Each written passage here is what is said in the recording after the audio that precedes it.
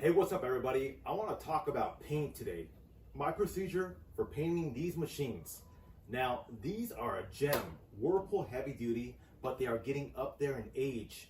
And that's not a problem. These are gonna last a long time still, but the paint's getting kind of worn out. It's a little shoddy here and there, a few imperfections, and mechanically I have them dialed in 100%, but they do need a refresh.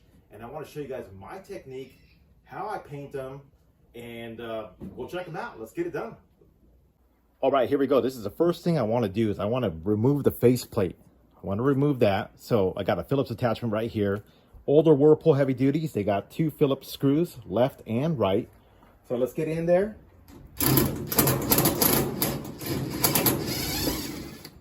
So these screws sometimes don't want to come out, so I'd like to stick a standard screwdriver in the threads to assist in removing the Phillips screw. Let me grab the other one. Just like that.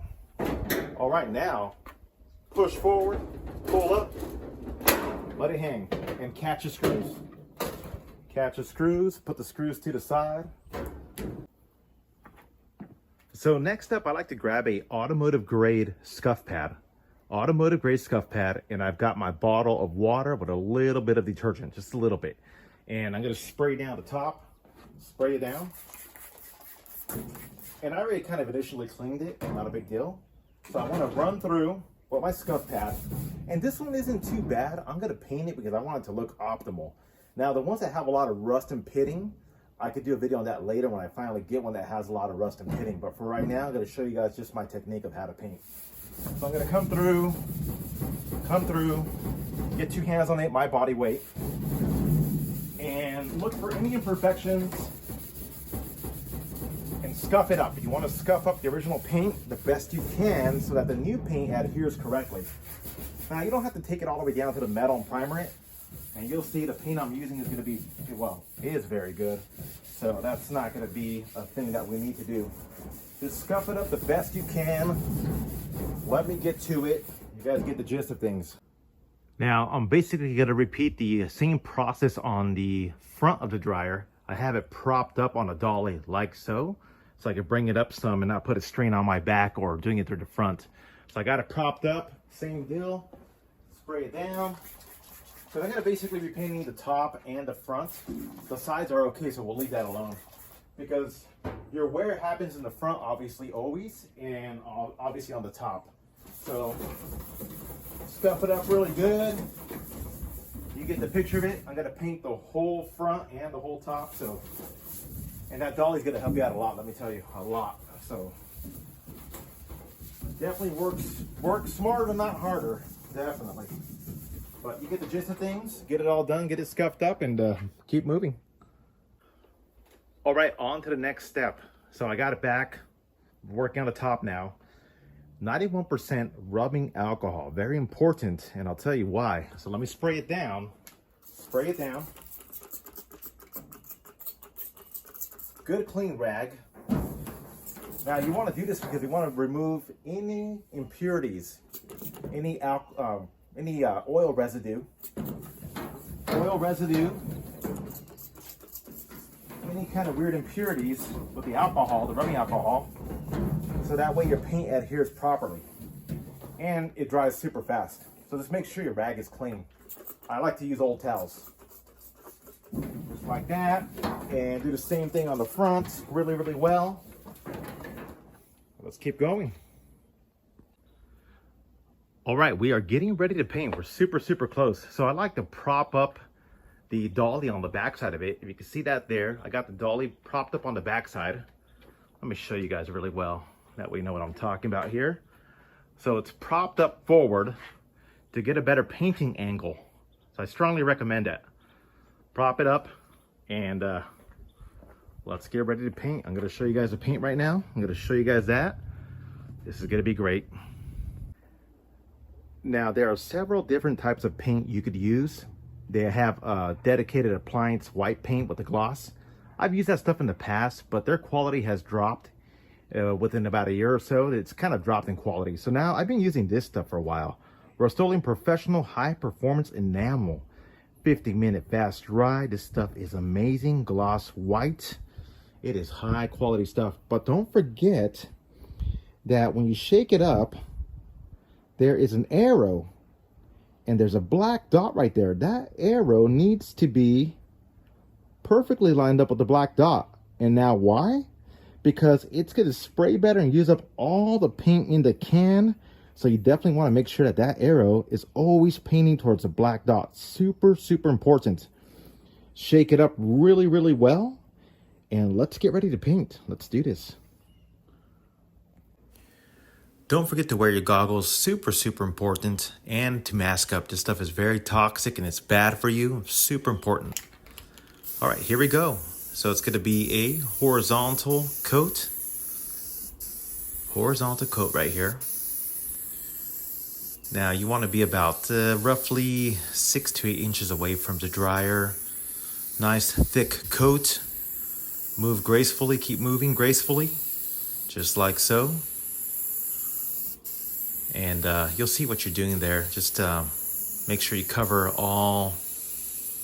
basically the whole dryer. Just cover it with paint, you know. Just come up slowly. Make sure you're doing a good job.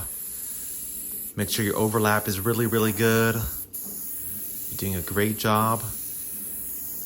Now, I like doing a vertical. Actually, right here I'm grabbing the sides. I'm taking care of the sides real fast. Taking care of the sides. And vertical, then followed by a vertical. So it's gonna be basically 2 coats, 2 good, decently thick coats. Here we go. Now, keep in mind, so the top is gonna get 2 coats, horizontal, followed by the vertical, like right now. The front, there's a different process to that, and I'll explain that here in a few. There we go.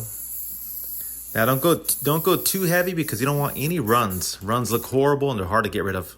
All right, now we're moving on to the front part of the dryer. On and I like to the basically front of the dryer. You see I have it propped up on the dolly like that? I'm not painting the ground that way. That's perfect. You want it kind of propped up so you're not getting paint on the floor.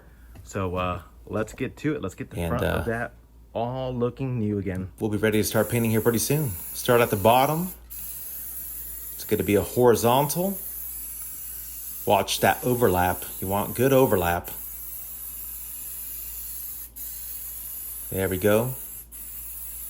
Come up slowly. Don't go too heavy because you don't want any runs or drips. Right now it's a warm climate, so no worries there. Warm climate, it's great. Now when things cool down, definitely be careful. And as it cools down, I'll do another video on the whole cold weather procedure that I use. So I'm in Central Texas, so right now it's still fairly warm, not too bad. Now, if you notice, I put the faceplate back on the top. I should have waited, but I mean, it's not too bad. Coming up. Now, for the front, I do 1 good coat. I don't do 2 coats because you don't want to go too heavy on the front because then you're at risk of paint running. So 1 good horizontal coat is all you need, seriously. That's it. It's that easy. Yeah, definitely wear the gloves. The gloves got to help you on that to avoid getting paint all over your fingers. And they have tools to kind of assist in helping you spray, but I have one. I'm not sure why I didn't use one this time. Grabbing the sides real fast, the sides really fast. Now, I don't typically paint the whole side of the dryer unless it's really, really bad. In this case, it wasn't that bad. It's just the sight that never gets old. How satisfying is this? Seriously, I've been doing this for many years and this never gets old. They look brand new again. Brand new. Keep in mind, 1 coat at the front, horizontal. 1 good coat is good enough. So yeah, horizontal on that. Top is going to be vertical and horizontal, as mentioned. They look so good. They look brand new. Brand new. I mean, no joke. Look at that. Look at that. No runs, no drips. I mean, I'm talking about perfection. Perfection. And a lot of times when I go deliver these, I'll let the customer know, hey, this is brand new paint. And they're like, no way, I thought these were brand new. They look so good. I mean, look at that. Look at that. I mean, this is no exaggeration, people. Now, it takes a while to get this good, but practice does make perfect. Practice makes perfect, and they're worth more money once you paint them, in my opinion. These things look beautiful. And we all know that these older machines are a gem. They are a gem. I hope this video helps some of you all. Have a good day. And please don't forget to subscribe. Thank you so much.